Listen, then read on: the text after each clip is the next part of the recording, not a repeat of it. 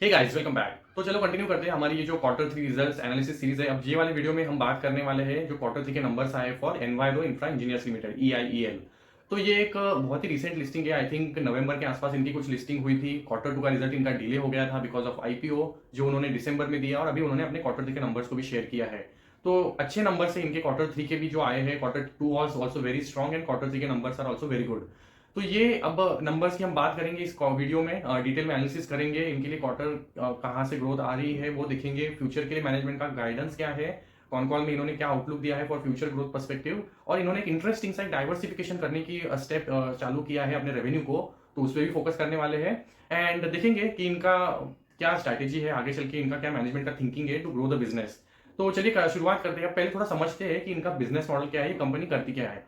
तो enviro infra engineers limited एक waste water पे ट्रीटमेंट करने का प्रोजेक्ट बिठाती है। तो जैसे कंपनीज में से निकलने वाले जो एफ्लुएंट्स होते हैं उनको ट्रीट करने के लिए ये कॉमन एफ्लुएंट ट्रीटमेंट प्लांट लगाती है, CTPs इनको बोलते हैं। या फिर घरों से निकलने वाला जो वेस्ट होता है उसको ट्रीट करने के लिए वेस्ट वाटर ट्रीटमेंट प्लांट्स होते हैं, या फिर सीवेज ट्रीटमेंट प्लांट्स होते हैं STPs, या फिर जो WSTPs होते हैं, ये सब ये प्लांट्स बिठाती है। और इनको सिर्फ स्टार्ट टू एंड मतलब डिजाइन से लेके इनका इंजीनियरिंग का प्लान बनाने के बाद वो पूरा कंस्ट्रक्शन करना, उसको रन करना एंड ओवर द जो पूरा लाइफ साइकिल होगा ऑपरेशन एंड मेंटेनेंस करना, ये पूरा एंड टू एंड काम ये खुद करती है। इसका इन हाउस कैपेबिलिटी है, तो इसका किसी पे डिपेंडेंस नहीं है, ये इसकी खास बात है। जैसे इसका कॉम्पिटिटर है वीएटेक वबाग की। हमने जब Q2 की बात की थी हमने डिटेल में समझा था how VA Tech Wabag is different from engineers environment infra engineers limited. तो वीएटेक वबाग इंजीनियरिंग करता है, डिजाइनिंग खुद करता है, बट जो काम है कंस्ट्रक्शन का EPC का वो आउटसोर्स करता है टू अ लार्ज एक्सटेंट। तो वो अपना टाइम या फिर एनर्जी उस पर स्पेंड नहीं करता। इट थिंक्स कि we are a technology company in that sense. But Enviro Infra क्या करता है, ये पूरा जो एंड टू एंड प्रोसेस है डिजाइन से लेके ऑपरेशन मेंटेनेंस का जो लाइफ साइकिल है पूरा काम खुद करता है। अब इससे बेनिफिट एनवायरो इंफ्रा को क्या मिलता है, तो एनवायरो इंफ्रा इंजीनियर्स लिमिटेड को इससे बेनिफिट ये मिलता है कि इसको अपने जो प्रोजेक्ट्स होते हैं ना उस पर बहुत अच्छा कंट्रोल मिलता है। क्योंकि आप जो पूरा एंड टू एंड काम करने वाले हो आपको खुद को करना है, आपकी इनहाउस टीम है एग्जीक्यूशन करने वाली। तो यू नो कि आप किस टाइम लाइन में उसको अच्छे से एग्जीक्यूट कर सकते हो। तो एक तो एग्जीक्यूशन पे कंट्रोल है, ये टाइमली उस चीज को कंप्लीट करते हैं। थर्ड इज कि क्योंकि आपने किसी को आउटसोर्स नहीं किया है ना, तो आपको पूरा कंट्रोल मिलता है कॉस्ट पे। जो अगर डिले होता है प्रोजेक्ट तो कॉस्ट बढ़ते हैं। आपने जिसको जो कॉन्ट्रैक्टर को दिया है अब वो अगर डिले हो रहा है तो आपके लिए कॉस्ट बढ़ेंगे। तो ये सब चीजों को एनवायरमेंट इंफ्रा अवॉइड कर पाता है, और इसी की वजह से जो इसका एबिटा मार्जिन से they are the best in the industry. Around 24-25% का इनका एबिटा जो मार्जिन है रहता है। और इनका गाइडेंस भी मैनेजमेंट का यही है कि हम 24 to 25% तक मेंटेन करेंगे। तो ये खास बनाता है, एंड टू एंड इनके पास कैपेबिलिटी है जिसकी वजह से ये एक best in the industry margin को कमांड करते हैं इन दी ये जो वाटर ट्रीटमेंट का पूरा प्लांट का जो काम है। तो ये इनकी खास बात है। अब इनकी शुरुआत अराउंड 2009 में हुई थी, तो हार्डली एक 15-16 ईयर का इनका पूरा रिकॉर्ड है काम का, जिसमें इन्होंने ऑलरेडी 28 के आसपास प्रोजेक्ट्स को कंप्लीट किया है। अब ये काम किनके साथ करते हैं, तो डिफरेंट म्यूनिसिपल पार्टी जो रहते हैं, जो निगम जल निगम बोर्ड्स रहते हैं डिफरेंट स्टेट्स में, उनके साथ ये काम करते हैं। 11 स्टेट में इनका प्रेजेंस है, और आउट ऑफ 28 जो इन्होंने प्रोजेक्ट्स बिठाए हैं कंप्लीट किए हैं उसमें से 8 सस्टेनेबल है। मतलब क्या है कि उन्होंने अपने वेस्ट वाटर ट्रीटमेंट प्लांट्स के साथ कोई ना कोई रिन्यूएबल एनर्जी का कोई प्लांट भी बिठाया है। जैसे जो CBG के प्रोजेक्ट्स होते हैं बायोगैस के प्लांट इन्होंने लगाए, या फिर वहीं पे उन्होंने सोलर प्लांट लगाए हैं। अब सोचना जरूरी ये है कि इसकी रिक्वायरमेंट क्यों पड़ी, मतलब इन्होंने CBG क्यों लगाया है साथ में, या फिर सोलर पावर प्लांट साथ में क्यों लगाया है। तो ये जरूरी इसलिए है क्योंकि आपको ये जो वाटर ट्रीटमेंट के प्लांट्स होते हैं उनको रन करने के लिए काफी एनर्जी लगती है। उनको कंटिन्यूअसली आपको प्रोसेसिंग के थ्रू केमिकल प्रोसेस होते हैं, फिल्ट्रेशन होते हैं, एनर्जी की रिक्वायरमेंट होती है। तो अगर आप कोई सोलर या फिर कोई CBG का प्लांट साथ में बिठाएंगे तो वो एक आपके लिए कॉस्ट सेविंग ऑप्शन हो जाता है। आप जो लगने वाला अगर इलेक्ट्रिसिटी है अगर सोलर से जनरेट करते हो तो वो प्रोजेक्ट की जो लाइफ साइकिल होती है उसमें जो उसमें ऑपरेशनल एक्सपेंस आने वाला है प्रोजेक्ट को रन करने वाला वो कम हो जाता है। तो इससे जो EIEL है अपने कॉस्ट को ओवर दी लाइफ साइकिल बहुत कम रखता है। एंड इसीलिए ये जब जो कोई भी प्रोजेक्ट को बिड करता है इसके कॉस्ट कम होते हैं, तो इसका जो बिड विन रेशियो है वो अच्छा है। तो ये इसका एक ना बहुत ही यूनिक से 2-3 एट्रीब्यूट्स है। एक तो एंड टू एंड एग्जीक्यूशन करना, देन साथ में कोई रिन्यूएबल का कंपोनेंट जो प्रोजेक्ट होता है साथ में लेके चलना। तो ये अपने मार्जिन को अच्छे से कमांड करता है, एग्जीक्यूशन पे कंट्रोल रखता है। तो इसका जो रिसेंटली अपना इस कंपनी का जो बिड विन रेशियो है वो इंप्रूव होकर 50% के आसपास पहुंचा है। तो नियरली दो में से एक प्रोजेक्ट ये सक्सेसफुली जीत जाते हैं वाइल कॉम्पिटिटिव बिड हैपन्स। तो ये इनकी खास बात है। अब जैसे मैंने बोला इनका 11 स्टेट में प्रेजेंस है, और करंटली ये 22 प्रोजेक्ट की जो साइट्स है वहां पे इनका काम चल रहा है अक्रॉस डिफरेंट स्टेट्स। तो अभी इनके जो नंबर्स आए थे अब ये अगर देखें तो इनका जो रेवेन्यू आया है 247 करोड़ जो 65% से बढ़ा है। 53 का एबिटा आया है जो 95% से बढ़ा है। पैट आया है 37 करोड़ जो 111% से बढ़ा है। तो इनको एक ऑपरेटिंग लेवरेज मिला है। इनके मार्जिन आए हैं, एबिटा है टू अराउंड 22% जो 300 बेसिस पॉइंट से बढ़े हैं। पैट एट 14.5% जो 277 बेसिस पॉइंट से बढ़े हैं। तो नंबर्स बहुत अच्छे हैं इनके। और इनका 9 मंथ का भी जो ये फाइनेंशियल ईयर के 9 मंथ है इसका परफॉर्मेंस भी देखिए तो नंबर्स वर अगेन गुड। इनके रेवेन्यू 666 करोड़ आए, 55% से बढ़े हैं।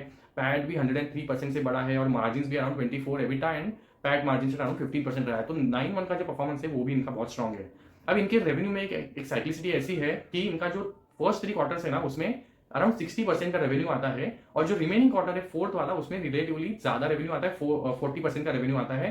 बिकॉज क्योंकि गवर्नमेंट प्रोजेक्ट्स में इन्वॉल्व होते हैं ना तो रिलेटिवली फोर्थ क्वार्टर में जो पे आउट्स होते हैं गवर्नमेंट प्रोजेक्ट्स के लिए वो ज्यादा होते हैं। एंड ये ट्रेंड आप देखेंगे कि आप डिफेंस कंपनीज को भी एनालाइज करेंगे ना तो the fourth quarter is relatively bigger and that's similarly reason है कि एनवायरमेंट इंफ्रा का जो भी क्वार्टर 4 है ना वो बड़ा होता है। तो ये क्वार्टर जो तीनों मिला के इसने अगर हम समझे कि 60% का रेवेन्यू किया है 666 करोड़, तो ये जो फोर्थ क्वार्टर को हम ऐड करें तो पूरे साल में अराउंड 1000 to 1100 करोड़ का रेवेन्यू कर सकता है which will be a growth of around 50%। तो यही इनका गाइडेंस है, 50% से ग्रो कर सकते हैं फॉर 1 or 2 ईयर और ये बहुत इन लाइन चल रहे हैं जैसा इनका अब तक का क्वार्टर 3 का परफॉर्मेंस है। तो things went well for them. अब जो इन्होंने बिजनेस अपडेट्स दिए तो इनके कुछ प्रोजेक्ट्स चल रहे थे, जैसे एक बरेली में इनका प्रोजेक्ट चल रहा था जो कमीशन हो गया और ये इन्होंने 2 महीने पहले ही बिफोर टाइमलाइन कंप्लीट कर लिया है। Now see this I again repeat कि क्योंकि इनका इन हाउस एग्जीक्यूशन है एंड टू एंड तो इनको टाइमलाइन पे कितना अच्छा कमांड मिलता है। अगर आपने टाइमली कंप्लीट कर लिया तो इनको यूपी गवर्नमेंट से एक बोनस भी मिला था because you have completed your projects on time. And then क्योंकि हैम प्रोजेक्ट था तो उसके 2 एंटिटीज ऑलरेडी इनको स्टार्ट भी हो गए मिलना। तो सी आपके जो कॉस्ट रहते हैं वो भी कम हो जाते हैं, आपको जो उसके रिलेटेड बेनिफिट्स मिल रहे हैं प्रोजेक्ट का वो भी मिलना, पेमेंट ऑब्वियसली मिलता है। तो that's how EIL benefits and अपने मार्जिन पे कंट्रोल रख पाता है एंड हाईएस्ट एवर मार्जिन जो इंडस्ट्री में वो मेंटेन कर पाता है। इसके अलावा एक सहारनपुर के प्रोजेक्ट के बारे में इन्होंने बोला जो एक बहुत ही स्मूथली चल रहा है और इन टाइम इसका प्रोग्रेस है, इंक्लूडिंग जो मथुरा प्रोजेक्ट भी है। तो एक कंप्लीट हो गया बरेली वाला, सहारनपुर और ये मथुरा वाला जो इनलाइन चल रहे हैं अच्छे से चल रहे हैं, तो विच इज अगेन गुड। अब अभी आगे चल के जो बात है कि ऑर्डर बुक क्या है इनका पोजीशन, तो अगर क्वार्टर 2 को अगर इफ यू रिकॉल जब मैंने बात किया था अराउंड 1960 का इनका ऑर्डर बुक था। अब इस क्वार्टर के एंड में क्वार्टर 3 के एंड में इनका ऑर्डर बुक पहुंचा है 1687 करोड़ पे। और ये सिर्फ एग्जीक्यूशन ऑर्डर है, इसके अलावा आई थिंक 800 करोड़ का इनका एक ऑपरेशन एंड मेंटेनेंस का ऑर्डर बुक भी है। तो इनका टोटल ऑर्डर बुक कितना हो जाएगा अराउंड 2400 के आसपास है, 2500 के आसपास है current total order book. But इनको इस क्वार्टर में जो नेगेटिव छोटा सा है ना कि नया ऑर्डर कुछ नहीं मिला है जो इनके ऑर्डर बुक को बढ़ाए, इसलिए ऑर्डर बुक का जो नंबर है एग्जीक्यूशन वाला वो कम हो गया है ना। ठीक है, अब देखते हैं। अब इनका जो बिडिंग का पाइपलाइन है वो काफी स्ट्रांग है। इन्होंने ये जो क्वार्टर 3 के एंड में अराउंड 2200 करोड़ के प्रोजेक्ट्स को बिडिंग किया हुआ है और आने वाला जो Q4 है ये जो करंटली चल रहा है उसमें अराउंड 2000 करोड़ के और प्रोजेक्ट्स को बिड करने वाले हैं। तो अराउंड 4200 के आसपास के प्रोजेक्ट्स को ये बिड कर लेंगे ऐसा इनका कहना है। एंड इनका जो एवरेज बिड विन रेशियो है सक्सेस में जिसको इनको मिलता है 35 to 40% के आसपास रहता है। तो एक healthy order book at the end of the financial year इनका बिल्ड हो जाएगा ऐसा इनका कहना है, which will give visibility for future revenue. तो ये बात हुआ जब इनके ऑर्डर बुक के बारे में डिस्कशन हो रहा था in the management con call. अभी अगर इनके थोड़ा रेवेन्यू का स्प्लिट देखें कि इनके जो रेवेन्यू सेगमेंट्स है वो कैसे है, तो इनका जो मेजर रेवेन्यू आता है अराउंड 40% का आता है वो वेस्ट वाटर ट्रीटमेंट प्लान से आता है और 9 मंथ का भी उनका रेवेन्यू अराउंड यही रेंज में है वेस्ट वाटर ट्रीटमेंट प्लांट्स। और अराउंड 55% के आसपास जो रेवेन्यू आता है वो वाटर सप्लाई स्कीम प्रोजेक्ट जो होते हैं।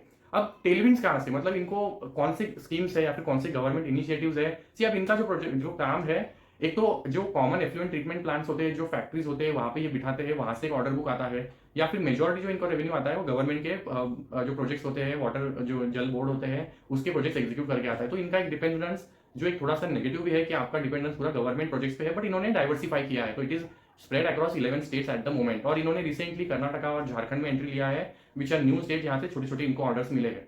तो देखना पड़ेगा अभी जो एडिशनल बिडिंग है वो अगेन डिफरेंट स्टेट्स में होगी तो डाइवर्सिफाई होगा, बट पॉइंट टू नोटिस कि यहाँ पे गवर्नमेंट प्रोजेक्ट्स पे डिपेंडेंस है। अब ये थोड़ा सा नेगेटिव इसलिए होता है बिकॉज गवर्नमेंट के जो प्रोजेक्ट्स होते हैं वहां पे पैसा टाइमली आना बहुत जरूरी होता है। तो इन्होंने अभी तक कोई भी कंसर्न अपने क्वार्टर 2 के मैनेजमेंट कॉन कॉल के बाद या फिर क्वार्टर 3 के कॉन कॉल के बाद कोई भी नेगेटिव होता हाईलाइट नहीं किया कि जहां पे पैसे नहीं आए।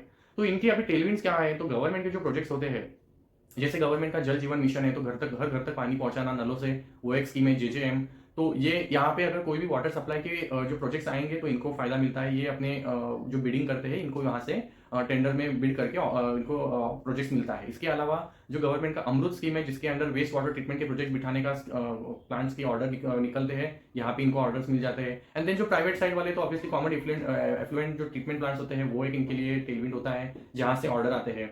तो ये सारे प्रोजेक्ट्स मिला के इनको मतलब एग्जीक्यूशन के लिए रिलेटेड विजिबिलिटी आती है। तो इस क्वार्टर का तो ऑर्डर बुक नया नहीं आया है, बट जो एग्जिस्टिंग ऑर्डर बुक है अब इनका टाइमलाइन कैसे होता है, तो नियरली इनको 18 टू 24 मंथ का ड्यूरेशन लगता है प्रोजेक्ट जो का ऑर्डर का जीतने के बाद कंप्लीट एग्जीक्यूशन एंड होने में, और फिर ऑपरेशन मेंटेनेंस का जो लाइफ साइकिल होगा 10 ईयर्स 15 ईयर्स जो कंटिन्यू होता है। तो 18 टू 24 मंथ्स में ये क्या करते हैं, तो स्टार्ट के जो 2-4 मंथ होते हैं उसमें तो डिजाइनिंग वगैरह सब काम होता है, इंजीनियरिंग प्लान आउट वो सब होता है, एंड देन एग्जीक्यूशन स्टार्ट। तो कोई भी प्रोजेक्ट जीतने के बाद रेवेन्यू उसका अप्रूव होने में एटलीस्ट 3 टू 4 मंथ्स तो मिनिमम लगे जाएंगे, बिकॉज वो तो इनिशियल फेज होता है। तो कोई भी ऑर्डर बिडिंग आप जीतते भी हो तो it's not going to happen कि उसी क्वार्टर में या फिर maybe in the immediately next quarter revenue will start approving, तो ऐसे नहीं होता है, राइट। तो ये एक बात है जो समझने की जरूरी है। तो अब इस क्वार्टर में इन्होंने एक फर्स्ट टाइम जो दिक्कत को हाईलाइट किया, अब ये जो फाइनेंशियल ईयर था ना उसमें हमारा जनरल इलेक्शन था। अब तो जनरल इलेक्शन के टाइम पे क्या होता है, गवर्नमेंट अपना जो कैपेक्स होता है उसका पेस जो होता है एग्जीक्यूशन का स्लो हो जाता है। तो क्वार्टर H1 जो था वो उसमें इनको नए ऑर्डर्स नहीं मिले, और अभी H2 में वो गवर्नमेंट के जो प्रोजेक्ट्स है उसका काम चालू हो गया है, तो नए बिड्स नए जो टेंडर्स है वो खुल रहे हैं और ये बिडिंग भी कर रहे हैं, बट बिकॉज ऑफ H1 तो थोड़ा सा ऑर्डर का जो ग्रोथ है ऑर्डर बुक का स्लो हो गया था। इसके अलावा जो जल जीवन मिशन के अंदर जो इनको एमपी में 1200 करोड़ के आसपास ऑर्डर मिला था, जो जल जीवन मिशन के अंदर प्रोजेक्ट से जो वाटर घर घर घरों तक पहुंचाना है। अब because of election and some of this factors इनके लिए थोड़ा इम्पैक्ट हुआ था कि जो रेवेन्यू आता है अब टाइमली एवरी मंथ तो आ रहा है, बट जो अमाउंट आना चाहिए वो थोड़ा डिले हो रहा था, मतलब जितना आना चाहिए उतना अमाउंट नहीं आ रहा था। बट अभी क्योंकि बजट हो गया है तो बजट में जो नया एलोकेशन हुआ है तो जल जीवन मिशन को एक्सटेंड किया है टिल 2028, और उसका एलोकेशन भी रिलीज हुआ है। तो आगे चल के ये टेम्पररी फेज था जिसमें पेमेंट थोड़ा सा रुक के आ रहा था या फिर कम आ रहा था, वो आगे चल के रिजॉल्व होने वाला है, ऐसा इनका कहना है। तो दैट वाज टेम्पररी फेज। तो इस टाइम पे इन्होंने क्या किया है, अपने इंटरनल अप्रूवल्स के बेसिस पे, क्योंकि इन्होंने रिसेंटली आईपीओ भी किया था, तो अपने जो अदर प्रोजेक्ट्स है वहां पे लगने वाली कैश की रिक्वायरमेंट को फुलफिल किया है। But now that phase is gone, इन्होंने ऑलरेडी कहा कि एज पर जो लेटेस्ट अभी बजट हुआ है अलोकेशन बढ़ा दिया है, स्कीम को आगे एक्सटेंड कर दिया है, तो पैसा अभी आना स्टार्ट हो जाएगा। तो that was one of the thing जो इन्होंने हाईलाइट किया। अब इन्होंने जो बहुत ही इंटरेस्टिंग और मुझे थोड़ा सा ये सरप्राइजिंग लगा, इन्होंने अपने रेवेन्यू को डाइवर्सिफाई करने के लिए एक नई सब्सिडियरी का ऐलान किया है। बोला है कि हम एक सब्सिडियरी फॉर्म करेंगे जो ईपीसी के सोलर प्रोजेक्ट्स में थोड़ा फोकस करने वाले। तो इनका स्टार्ट से ही डीआरएसपी जब हमने पढ़ा था तो मैंने हैड नोटिस दैट कि इनका फोकस रिन्यूएबल एनर्जी के एस्पेक्ट्स पे बहुत ज्यादा है। तो इन्होंने जैसे एक्सपीरियंस गेन किया है अपने जो भी वाटर ट्रीटमेंट प्लांट्स है उनको सेटअप करते वक्त एक सोलर मॉड्यूल या फिर सोलर प्लांट को एस्टेब्लिश करना, तो उन्होंने एक एक्सपर्टीज उसमें थोड़ा हासिल कर लिया है। Now they want to bank on that opportunity. और क्योंकि करंटली जो गवर्नमेंट का फोकस है रिन्यूएबल पे, जो सोलर प्रोजेक्ट्स है वहां पे काफी सारा लार्ज अपॉर्चुनिटी, तो उसको टैप करने के लिए इन्होंने सब्सिडी को फॉर्म किया है जो काम करने वाली है बिगिनिंग विद सोलर के ईपीसी प्रोजेक्ट्स।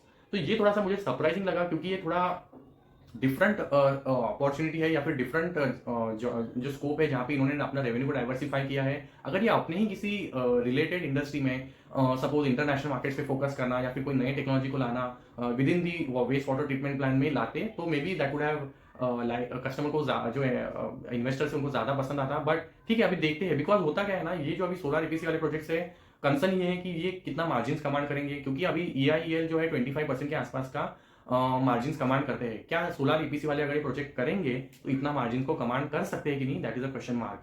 और उसको जितना स्केल करेंगे फिर इनके मार्जिन डायल्यूट होंगे कि नहीं, ये सारे पॉइंट्स है। तो इनको ये एक्चुअली कॉन कॉल में पूछा गया कि आई मीन इफ यू सी कि जो वाटर इंफ्रा के जो प्रोजेक्ट्स है वहां पे अगर इतनी स्ट्रॉन्ग ग्रोथ है, यहाँ पे आगे चल के भी प्रोजेक्ट्स आने वाले हैं, pipeline is very strong, order book is going to increase, तो व्हाई आर यू डाइवर्सिफाइंग। तो इन्होंने बोला कि we are just starting with it, हमने अभी तक उसके रिलेटेड कुछ मेजर काम स्टार्ट नहीं किया है, though they have already bid for couple of solar EPC projects, but they are just starting और इनिशियल फेज में है। They are going to test it out, वो कैसे वर्कआउट होता है, उसमें मार्जिन कैसे रहेंगे, they really want to explore that, because इनका अगर ये सक्सेसफुल हो जाता है and see now they have proved with their waste water treatment plants कि वो इंटरनली सब कुछ करके मार्जिन पे कंट्रोल रख सकते हैं। तो we don't have to just blindly think कि यार ये मार्जिन शायद डाइल्यूट हो जाएंगे तो maybe it's not good for the stock, but we'll have to see कि because they are so focused on their engineering capabilities and उनके पास एक्सपीरियंस भी है, तो देखना पड़ेगा अगर ये मार्जिन को डाइल्यूट किए बिना ये डाइवर्सिफिकेशन करके अगर ग्रोथ लाते हैं तो उससे बेटर तो और क्या ही हो सकता है, बट देखना पड़ेगा। So that is the really point that we have to watch out for very carefully going forward.